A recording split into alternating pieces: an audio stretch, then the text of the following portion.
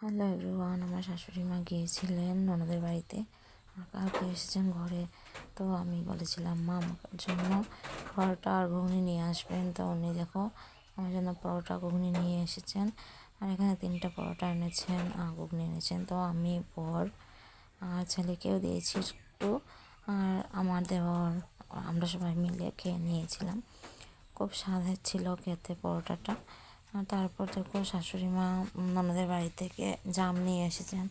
তো বড় বললো যে জামগুলোকে একটু মাখা বানিয়ে দাও। তো আমি জামগুলোকে নিয়ে নিয়েছি চারাতে, নিয়ে তার মধ্যে জল দিয়ে ভালোভাবে ধুয়ে নিয়েছি। ধুয়ে তারপর একটু একটা করে ভালোভাবে ধুয়েছি, ধুয়ে কারণ এগুলোতে তো মাটিও থাকতে পারে, তাই একটু ভালোভাবে ধুয়ে নিয়েছিলাম।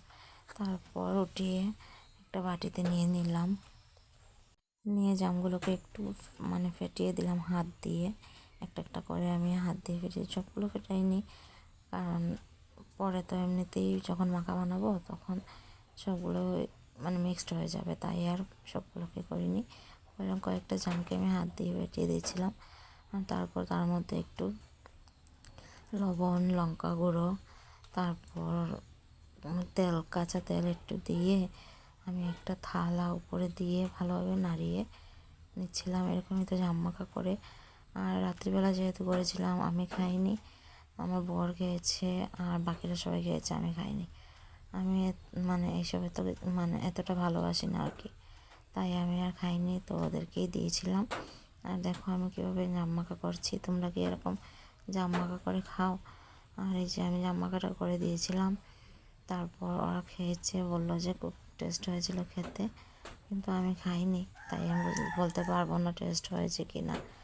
তারপর কত সুন্দর লাগছে দেখো জামগুলোকে দেখতে। আর তারপরে শাশুড়ি মা আরও নিয়ে এসেছিলেন, আম নিয়ে এসেছিলেন। ওদের বাড়িতে আমের গাছ আছে, তো অনেক আমই ওরা দিয়ে দিয়েছিল। তো আরও কতগুলো আমরা দিয়ে শাশুড়ি মা কাকাকে দিয়েছে, আমি জানি না। তো যেগুলো ছিল সেগুলোই তোমাদের সাথে শেয়ার করে নিলাম। কেমন হয়েছে অবশ্যই কমেন্ট করে জানিও। টাটা।